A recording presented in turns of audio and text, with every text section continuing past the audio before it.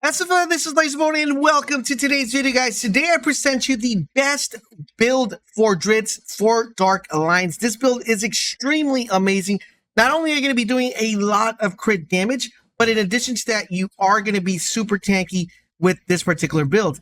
In addition to that, guys, it is a monster wrecking machine. You're going to be able to do high level content, and you do not have to have all these pieces right now, because as you guys are progressing through the game, you can be building this build as you go. I'm going to explain all that. I'm also going to explain combos you want to do when running this build. So if all of this sounds like something you're definitely interested, a like would be greatly appreciated. And let's dive in and talk about the best Drizzt build. All right, so let's go ahead and put up the menu. As you see right here in the menu, my set's already at 4,123 as far as combat level is concerned, but you don't theoretically have to have it this high up to actually get stuff done within the game. Now, our strength is at 22. Our dexterity is at 20, and our constitution is at 25, and our intellect is at 26. Now, the main things you're going to be focusing primarily when it comes to this particular build, of course, is strength, dexterity, and this right here, constitution. Intellect is really good, but you're actually going to be picking this up from your armor set the majority of the time. So you probably don't want to spec too much into this one. You probably want to focus on these three first ones as you progress throughout the game.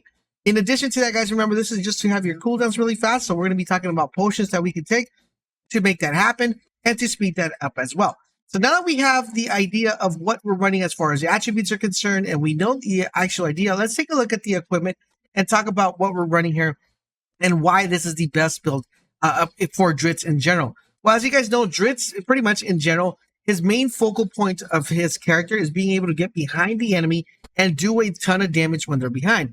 This makes him a really good character when it comes to doing crit shots and applying crit damage. Now, we're focusing primarily on this one, but one thing that he has a very big problem with is staying alive, because he tends to take a lot of hits when he's up close. And when he takes these hits, there is really no way to regen our health, and that's where we're combining two sets of armor to make this magic happen. And how do we do that? Well, let's go ahead and talk about the first one, which is the Dragon's Bane. Now, for the Dragon's Bane, guys, we're running a total of 5 pieces of the Dragon's Bane armor.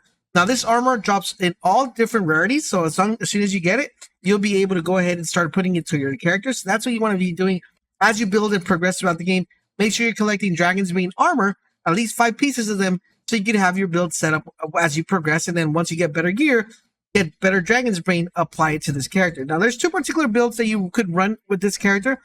For me personally, I feel like I don't need to have more, lifesteal. So I run a 5-piece Dragon Banes, which is the 3-piece gives me a plus 20 crit damage, and the 5-piece gives me a plus 30 crit damage. I know it's not that much of an increment with the 5-piece. I wish it would have been boosted it up to maybe at least 40, but I think 30 is a very decent number. And of course, the more crit damage I do, the faster I'll be able to kill enemies. So what exactly do we do when it comes to being able to do or get our health back? Well, in order for us to get our health back, we're running the Sorceress Sentinel. There's another armor set, and for this one in particular, we're running 3 pieces of this armor set. What happens when we run 3 pieces of this armor set, we're actually able to pick up a plus 2% lifesteal, which makes it really powerful and really important. And that is how you put this build together as far as the equipment is concerned. You want to be farming for Sorcerer's armor, and you want to farm for Dragon's Bane armor. If for some reason you feel like you're dying a lot when running this particular build, then what I would recommend is switch it up and go from the 5-piece Dragon's Bane and switch it up to a 5-piece Sorceress and a 3-piece Dragon Bane. So you're still going to be getting that 20% critical damage, but you'll be getting a little bit more of lifesteal when it comes to running your character. And that's how you want to do it. Let me go over real quick of the items that we have here equipped so you guys can get a better idea of how everything's happening. So the main bread and butter, guys, and the main thing you always want to focus on is always look at what drops as far as for your keep is concerned, because that is where you're going to be picking the majority of the plus for strength, the plus for intellect, the plus for constitution. Those are the main ones we want to deal with. It would be ideal, guys, if this was strength, constitution, and we also had a dexterity, because that would be amazing, because that would put me at 30 dexterity.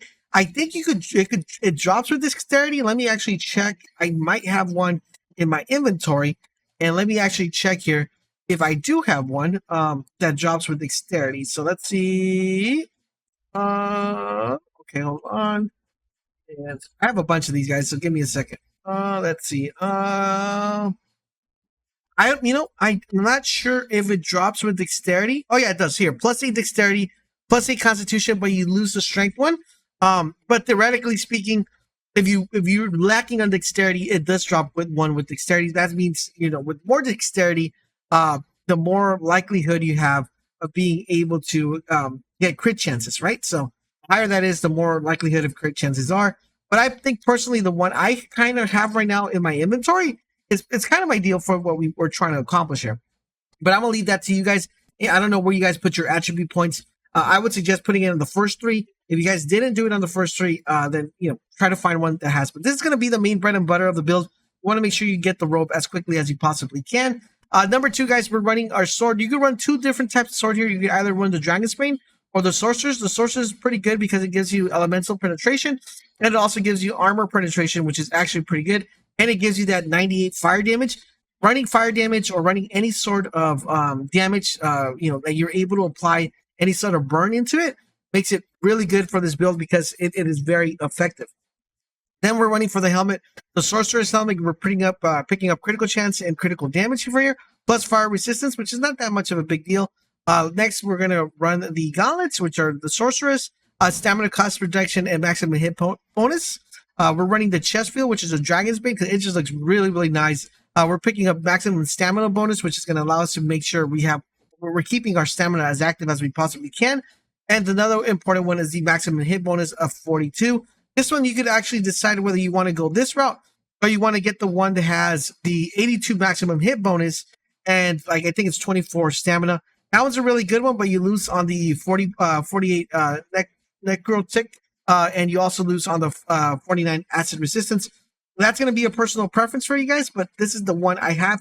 If I had to pick, I would definitely go with the one that just has the 3 stats for me personally here, which would be this one, I believe. Hold on, where's that? Which would be this one, gives me maximum hit damage and stamina. It goes down a little bit, but I get more damage, right? So that's the one I would probably go with. But as of right now, that's, just to get to this 4,000 is just the best one I had. Next one, we have a Dragon's Bane legs. We have 24% maximum stamina bonus, stamina regen, which is going to really ideal, and fire resistance. And we also have the Dragon's Bane necklace, where we're picking up critical chance and critical damage. Those are the main important ones, plus the stamina bonus that we want to make sure we have our stamina. Last but not least, guys, to round it off, we have the Dragon's Bane ring, giving us 28 critical damage, 20 armor penetration, plus 29 condition resistance, and elemental penetration, which is really not really that important if you're not running a sword with damage. But since we are running a sword with fire damage, this is actually boosting that damage, allowing us to penetrate a lot easier. Now, as far as our usables are concerned, guys, we're running, of course, getting our health back really quickly. We run this fully maxed out. We have a total of 4 of these. We're also running the Accelerator Resistance, grants 50% physical damage resistance for 75 seconds. Really important, especially when we finding those tanky bosses and you want to have enough resistance for that. We're able to apply this one as well. We're running this one to get our abilities back in faster and quicker. And we're also running the Potion of Heroism, which is going to give us our Panther as quickly as we possibly can. And of course, for our abilities, we're running 2 here. We're running the first one, which is called the Battle Trance Vampiric and Frenzy for Drizzt. This is extremely important because it allows us to get a lot of damage in here, plus get our health back as we're doing it. And this one right here, which is one of the best one, the Cloud of Daggers. This one actually puts a cloud of daggers spinning around, and you guys should be doing damage. Let me show you guys exactly what all these do in case you don't have everything unlocked. So the Cloud of Daggers, as you see right there, guys, we get a bunch of daggers swirling around us. The Vampire one, which is when we hold it down, as you guys see, the Vampire, when we do hits, it's going to be giving our health back. Let me see if I can show you guys exactly what we're doing here. As you see right here, guys, health is coming back when we're applying this, and we're critical damaging is increasing as well. Now, let me talk about combos that you want to do with this particular build. Super easy, super fast. The main one you want to memorize and always keep on top of your head is you want to make sure you do a single dash. So just a single slice, which is, for me, it would be RB. And once you do the RB slash, you're going to want to press back and hold RT. All right. So like this and then back. And that's going to allow you to do that. That does a lot of damage, guys. That is one of the most powerful ones that you could probably use. Or you could do the dash like that and do this one, which does a quick blast to the enemy and it pushes them back. So if you're ever fighting an ogre, that's what you want to do. Just quick tap it, real quick, and then he'll be able to do that, and it'll push the ogre, sending him flying, as you guys saw in the when I was showing you the video at the beginning. You just want to quick tap it, and he should be good. All right, so that one's easy to do because that one sends them flying really, really quickly. So that's the one. Those are the ones I would primarily want to make sure you keep in mind. Another tip I want to give you is whenever you're chart looking for an enemy that's, one like the ogre or one of those big enemies, if you can get behind him and do a jump and then a slam like this, it will knock them immediately down, giving you enough time to actually apply as much damage as you possibly can. Apart from the other ones are really good, but those are the ones I would probably recommend for this particular build. And there you guys have it. That is the best Drizzt build in anywhere you can find on the internet. We will be doing another build for the next 3 remaining characters. Who should it be? Should it be Caddy, Wolfguard, or should it be the Dwarf? Let me know in the comments section down below. Thank you guys for watching, and I hope you guys are enjoying our Dark Alliance coverage. If you are doing the Heat's favorite, guys, drop a like, drop a comment, but most importantly, subscribe to the channel, turn on those notifications, and I'll catch you guys on the next video.